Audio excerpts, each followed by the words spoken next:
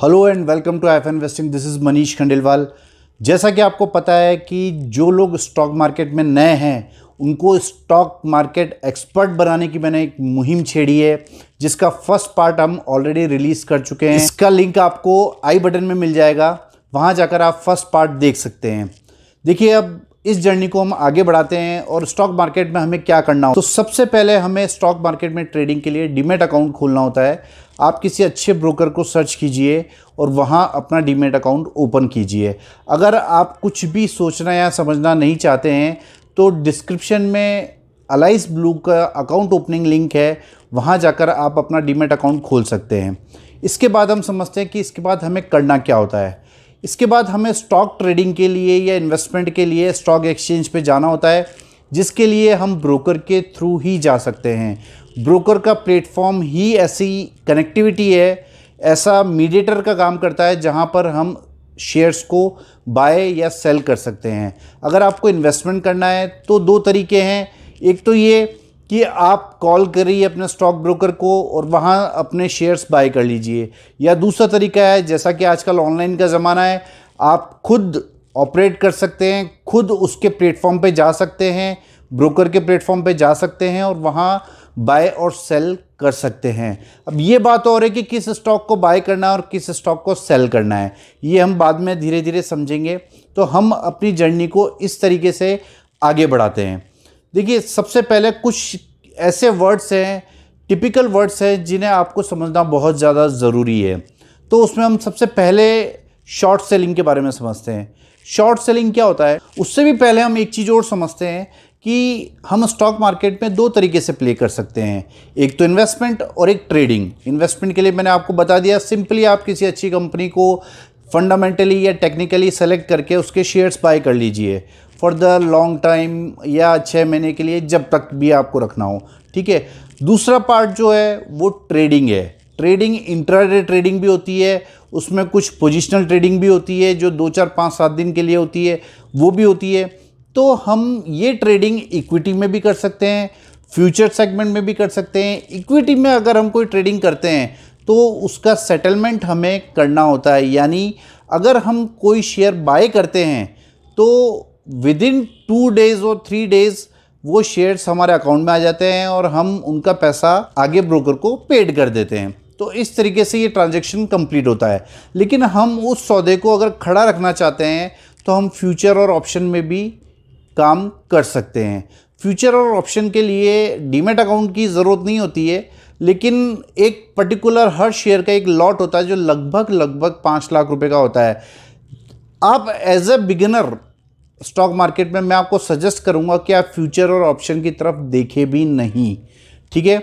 लेकिन हमें सबसे पहले जो बातें सीखनी होती है कि बाय और सेल, ये तो आप समझते हैं कि किसी भी स्टॉक को बाय करना है और फिर सेल करना है। लेकिन अगर आप इंट्राडे ट्रेडिंग कर रहे हैं तो वहाँ पर आप पहले स्टॉक को सेल भी कर सकते हैं, जिसे हम बोलते हैं शॉर्ट सेलिंग। यानी वो स्टॉक आपके पास है नहीं, लेकिन उस स्टॉक को आप मॉर्निंग आवर्स में या दिन में कभी भी बेच दें, लेकिन उसे आपको कवर करना पड़ेगा मार्केट बंद होने से पहले।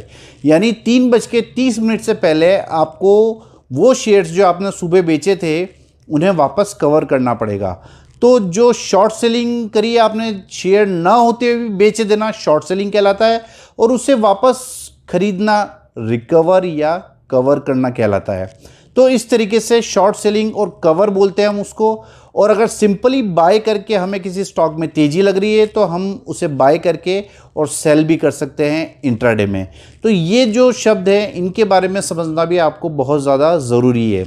अब इसके बाद में आता है स्टॉप लॉस। जी हाँ, स्टॉप लॉस क्या चीज़ है, क्या भला है ये। देखिए, हर व्यक्ति को स्टॉप लॉस के साथ में ही ट्रेडिंग करना चाहिए या इन्वेस्टमेंट करना चाहिए। स्टॉप लॉस क्या होता है, जैसे सपोज आपने कोई 1000 रुपये का शेयर खरीदा। 1000 रुपये का शेयर आपने सोच लिया कि मेरा स्टॉप लॉस 950 का है, यानी मैं 50 रुपये से ज़्यादा का लॉस बेयर नहीं करूँगा। तो अपने लॉस को स्टॉप कर देना, यानी 50 रुपये तक सीमित कर देना, उसको बोलते हैं हम स्टॉप लॉस। तो ये कहलाता है स्टॉप लॉस। यानी अगर 950 रुपये से नीचे अगर शेयर की कीमत जाती है तो हम उस शेयर को बेच देंगे, तो 50 रुपये का लॉस हम बुक कर लेंगे। तो हमने जो 950 रुपये का स्टॉप लॉस फिक्स किया, एक फिगर फिक्स किया है, उसको हम स्टॉप लॉस फिगर बोलते हैं। ठीक है, स्टॉप लॉस रखना बहुत बहुत बहुत ज़रूरी है, चाहे वो आप इन्वेस्टमेंट कर रहे हो, चाहे आप ट्रेडिंग कर रहे हो।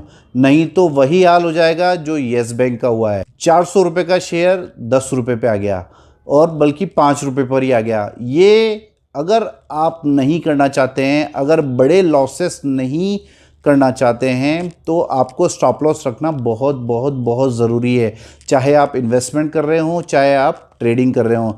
देखिए, स्टॉक मार्केट में पैसा तभी बनेगा जब आप अपने लॉस को स्टॉप कर देंगे और प्रॉफिट को बढ़ते रहना देंगे, तभी आप प्रॉफिट बड़ा कमा पाएंगे और स्टॉप लॉस जो रखेंगे उसमें लॉस को सीमित करते चले जाएंगे। तो ये समझा है हमने स्टॉप लॉस और प्रॉफिट्स के बारे में। अब हम समझते हैं trailing stop loss. Trailing stop loss क्या होता है? किसी स्टॉक को हमने 100 रुपये में ख़रीदा, 90 रुपये का हमने स्टॉप लॉस डिसाइड किया कि 90 रुपये के नीचे हम उसे नहीं देखेंगे, यानी हमारा लॉस जो है वो हमने फिक्स कर लिया कि 10 रुपये से ज़्यादा का हम लॉस नहीं देखेंगे। फिर हमारा प्राइस जो है बढ़ के अगर 110 रुपये हो जाता है, तो हम अपना जो स्टॉप लॉस फिगर है जो हमने 90 रुपये पे रखा था, उसको हम 100 रुपये पे ले आएंगे, हमारा बाइंग प्राइस पे ले आएंगे। तो इसको बोलते हैं ट्रेलिंग स्टॉप लॉस, यानी हमने अपना स्टॉप लॉस 90 रुपये से उठा के 100 रुपये पे कर दिया, ताकि प्राइस एक्चुअल में स्टॉक का चल रहा है 110 रुपये, तो 110 से अगर 100 रुपये पे भी गिर गया तो हम लॉस में नहीं जाएंगे। ठीक है, तो ये कहलाता है ट्रेलिंग स्टॉप लॉस। जब 110 रुपये से प्राइस वापस 120 रुपये जाता है, तो हम अपना ट्रेलिंग स्टॉप लॉस, जो स्टॉप लॉस हमने 100 रुपीज़ पे फिक्स किया है, अब उसको हम उठाकर 110 रुपये पे कर देंगे। तो हम जो 100 रुपये से 110 रुपये का प्रॉफिट है वो बेसिकली सिक्योर करने चाह रहे हैं हम, इसको बोलते हैं हम trailing stop loss. Trailing stop loss में क्या होगा कि अगर 120 रुपये से बाय द वे मार्केट गिर के 110 रुपये पे आ भी जाता है, तो हमें 100 रुपये का शेयर 110 रुपये में बिकेगा हमारा शेयर, तो भी हमें 10 रुपये का प्रॉफिट होने वाला है। और इसी तरीके से अगर 120 रुपये से किसी स्टॉक का प्राइस 150 रुपये हो जाता है, तो हम अपने स्टॉप लॉस को जो 110 रुपये पर रख रखा था उसको 140 रुपये पर ले आते हैं। तो उससे क्या होगा कि हमने 100 रुपये में खरीदे हुए शेयर को 140 रुपये तक का प्रॉफिट हमने सिक्योर कर लिया है, कि अब वो 140 से 150, 60 ऊपर कितना भी जाए, हमने अपना लॉस, अपना प्रॉफिट सब फिक्स कर लिया है। इसको बोलते हैं रिस्क मैनेजमेंट। तो ये मैं अभी आपको बताऊंगा धीरे धीरे किस तरीके से मैनेज करते हैं। तो ये इस तरीके से ट्रेलिंग स्टॉप लॉस लगाया जाता है और प्रॉफिट को सिक्योर करते हुए हम चले जाते हैं और अपने लॉस को मिनिमाइज करते हुए चले जाते हैं। स्टॉक मार्केट में लॉस मिनिमाइज करना सबसे बड़ी बात है। आपका फोकस जो है वो स्टॉप लॉस पे रहना चाहिए, कि स्टॉप लॉस आपका एकदम टाइट होना चाहिए। अगर आपने लॉस पे कंट्रोल कर लिया तो प्रॉफिट अपने आप बनने ही वाला है। यही चीज़ें हैं जो स्टॉक मार्केट में सीखने वाली होती है। लोग 100 रुपये की चीज़ खरीद लेते हैं, 100 रुपये का कोई शेयर खरीद लेते हैं, 50 रुपये हो जाता है तब भी खरीद लेते हैं, उसको एवरेज कर लेते हैं। ये सब बिल्कुल गलत है, बिल्कुल भी ना कीजिए आप। ये मेरा सजेशन है आपको। तो प्रॉपर स्टॉप लॉस रखिए और अपने प्रॉफिट को ट्रेल कीजिए ट्रेलिंग स्टॉप लॉस से। तो आशा है मुझे कि आप समझ गए होंगे ट्रेलिंग स्टॉप लॉस किसे कहते हैं, और ये बहुत ही इंपॉर्टेंट होता है आपके प्रॉफिट को सिक्योर करने के लिए। अब हम समझते हैं रिस्क रिवार्ड रेशो क्या होता है। रिस्क रिवार्ड रेशो क्या होता है? जैसे आपने किसी स्टॉक को 100 रुपये में खरीदा, 100 रुपये में खरीदने के बाद अगर आप उसका स्टॉप लॉस 10 रुपये फिक्स कर देते हैं, यानी कि 90 रुपये तक का अगर उसका प्राइस आ गया तब तक आप उसे सेल नहीं करेंगे। आपने स्टॉप लॉस फिगर जो है वो अपना फिक्स कर दिया कि 10 रुपये से ज़्यादा का मैं स्टॉप लॉस नहीं देखूंगा। तो 10 रुपये का आपने लॉस फिक्स कर लिया है, तो आपको उसके मुकाबले टारगेट डबल रखना है, कम से कम, यानी 20 रुपये। आपका रिस्क जो है वो 10 रुपये का है, तो आपका रिवार्ड है वो 20 रुपीज़ का है, यानी 120 रुपये का प्राइस जो है वो आपका प्राइस टारगेट है। और 1:2 रेशो जो कहलाता है ये रिस्क रिवार्ड रेशो कहलाता है, यानी 10 रुपये का रिस्क और 20 रुपये का रिवार्ड। तो ये कहलाता है रिस्क रिवार्ड रेशो। हमेशा ये डबल या ट्रिपल होना चाहिए, ये ही अच्छा माना जाता है। हालांकि इन्वेस्टमेंट जो करते हैं वो कई गुना हो जाते हैं, लेकिन फिर भी रिस्क रिवार्ड रेशो समझना बहुत ज़रूरी है, क्योंकि लोग बिना रिस्क रिवार्ड समझे शेयर मार्केट में इन्वेस्ट करते हैं, ट्रेडिंग करते हैं और बिग मनी लूज़ करते हैं। ये उनके हारने का कारण है। मैं आपको क्या करना है ये तो बताऊंगा ही, और क्या नहीं करना है ये भी बताऊंगा। इसलिए बिना रिस्क रिवार्ड रेशो डिसाइड किए कभी भी ट्रेडिंग ना करें, इन्वेस्टिंग ना करें। तो हमेशा रिस्क रिवार्ड रेशो अच्छा क्या माना जाता है? कम से कम 1:2, यानी 1 रुपया जाने में और 2 रुपये कम से कम आने में होना चाहिए। क्यों? मैं इसको एक छोटे से उदाहरण से समझाता हूं। अगर आप 10 ट्रेड लेते हैं और 5 नुकसान में भी जाते हैं तो आपका 1-1 रुपया करके 5 रुपये नुकसान में जाएगा। लेकिन जो 5 ट्रेड आपके सक्सेसफुल हुए हैं उसमें आपको 2 रुपये मिलेंगे, तो आपको एग्रीगेट कितना रुपया मिला? 2 रुपये से आपको 5 ट्रेड में 10 रुपया मिला। लेकिन आपको लॉस कितना हुआ? 1 रुपये से 5 ट्रेड में 5 रुपये का। तो भी आप एग्रीगेट 10 ट्रेड करने के बाद में 5 रुपये प्रॉफिट में रहेंगे। तो स्टॉक मार्केट जो है वो प्रोबेबिलिटी का गेम है। 100% सक्सेस और 100% थ्योरी कहीं भी नहीं चलती है स्टॉक मार्केट में। कितने भी बड़े से बड़ा ट्रेडर हो, फंड मैनेजर हो, हेज फंड मैनेजर हो, सबके स्टॉप लॉस हिट होते हैं। लेकिन वो क्यों सक्सेस है? सिर्फ और सिर्फ रिस्क मैनेजमेंट करने से वो लोग सक्सेस हैं। क्यों? क्योंकि उन्हें पता है कि अगर हम 10 ट्रेड ले रहे हैं, 5 हमारे अगर लॉस में भी चले जाएंगे और 5 हमारे प्रॉफिट में भी चले जाएंगे तो भी हम प्रॉफिट में रहने वाले हैं। तो यही आपको सीखना है कि प्रॉपर रिस्क रिवार्ड मेंटेन करते हुए और रिस्क मैनेजमेंट करते हुए आपको ट्रेड करना है। अब ये रिस्क मैनेजमेंट क्या है?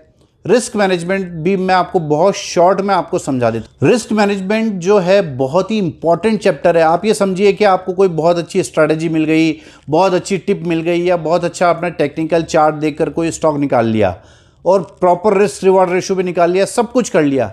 लेकिन अगर आपने रिस्क मैनेज नहीं करी तो आप फिर भी स्टॉक मार्केट में फेल हैं। क्यों?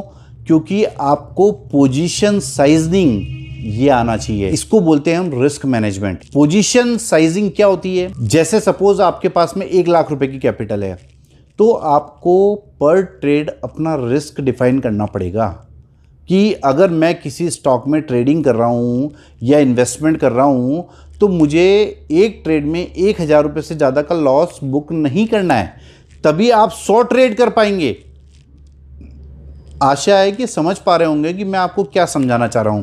अगर आपके पास 1 लाख रुपए की कैपिटल है तो आपको अपना लॉस फिक्स करना पड़ेगा, लॉस पर ट्रेड। जैसे अगर आपने 1,000 रुपये पर ट्रेड लॉस फिक्स कर लिया तो आपको पता है कि आप 100 ट्रेड ले सकते हैं। अब 1,000 रुपये जब आपका लॉस फिक्स हो गया है, किसी स्टॉक में आप ट्रेडिंग कर रहे हैं और मान लीजिए उसका भाव है 100 रुपये, 100 रुपये उसका भाव है और उसका स्टॉप लॉस का जो फिगर है, यानी अगर आप 100 रुपये पे कोई स्टॉक बाय कर रहे हैं और उसका स्टॉप लॉस आपने डिसाइड किया कि 90 रुपये, यानी 10 रुपये का स्टॉप लॉस आपने डिसाइड किया, तो अगर 100 रुपये के स्टॉक में 10 रुपये का आपने रिस्क लिया है तो आपको पता है कि मैं एक ट्रेड में 1,000 रुपये से ज़्यादा की रिस्क नहीं लूँगा। तो आप 1,000 डिवाइडेड बाय 10 जो आपका रिस्क पर ट्रेड है, रिस्क पर ट्रेड क्या है? 1,000 रुपीज़, और उसको आप डिवाइड कर देंगे टोटल रिस्क अमाउंट से, जितने रुपए का आप रिस्क ले रहे हैं, जितने रुपए का आप स्टॉप लॉस रख रहे हैं। यानी 10 रुपये का स्टॉप लॉस रख रहे हैं तो 1,000 डिवाइडेड बाय 10, तो टोटल 100 क्वांटिटी में ही आप ट्रेड करेंगे। इसको बोलते हैं रिस्क मैनेजमेंट। मैं एक और एग्जांपल से आपको समझाना चाह रहा हूं। देखिए, ये तो आप समझ गए, आपके पास 1 लाख रुपए की कैपिटल है। 1 लाख रुपए की कैपिटल पे आपने फिक्स कर लिया कि मेरे एक ट्रेड में 1,000 रुपये से ज़्यादा का लॉस बियर नहीं करूँगा। तो 1,000 रुपये से ज़्यादा का लॉस बियर नहीं करेंगे। और अब आप किसी 500 रुपये के शेयर में ट्रेडिंग कर रहे हैं। 500 रुपये के शेयर में अगर 10 रुपये का स्टॉप लॉस है तो आपका रिस्क अमाउंट तो 10 रुपये का है। ठीक है, आपको 500 रुपये के बारे में नहीं सोचना है, आपको 10 रुपये का जो आपने स्टॉप लॉस फिक्स किया है उसके बारे में सोचना है। तो 1,000 रुपये जो आप पर ट्रेड रिस्क का लेना चाह रहे हैं, तो 1,000 डिवाइडेड बाय 10, तो वो क्वांटिटी होगी 100। अगर वो 500 रुपये के शेयर में आपका स्टॉप लॉस 100 रुपये का है, समझने की कोशिश कीजिए, अगर 500 रुपये का स्टॉक है और आप उसमें 100 रुपये का स्टॉप लॉस फिक्स कर रहे हैं, तो आपके शेयर की क्वांटिटी कितनी हो जाएगी? ट्रेडेबल क्वांटिटी 1,000 रुपये का आप ट्रेड पर रिस्क आपने डिसाइड किया है कि मैं 1,000 रुपये से ज़्यादा का एक ट्रेड में रिस्क नहीं लूँगा, तो 1,000 डिवाइडेड बाय 100, क्योंकि इस बार आपका स्टॉप लॉस 100 रुपीज़ का है, तो आप केवल और केवल 10 क्वांटिटी में ट्रेड करेंगे। इसको बोलते हैं रिस्क मैनेजमेंट। ताकि अगर आपका जो प्राइस है वो 100 रुपये नीचे भी आ जाएगा, तब भी आपको पता है कि मुझे 1,000 रुपये से ज़्यादा का लॉस नहीं होने वाला है, तो आप नॉर्मल रहेंगे। तो आपका नॉर्मल रहना ज़्यादा ज़रूरी है। इसको बोलते हैं रिस्क मैनेजमेंट। अगर आपने रिस्क मैनेजमेंट पे काम किया है, अगर आपने प्रॉपर रिस्क मैनेजमेंट से काम किया है, तो आधी फतेह तो आपने स्टॉक मार्केट में वैसे ही कर ली। क्यों? क्योंकि 99% ट्रेडर कभी भी रिस्क मैनेज करके नहीं चलते हैं।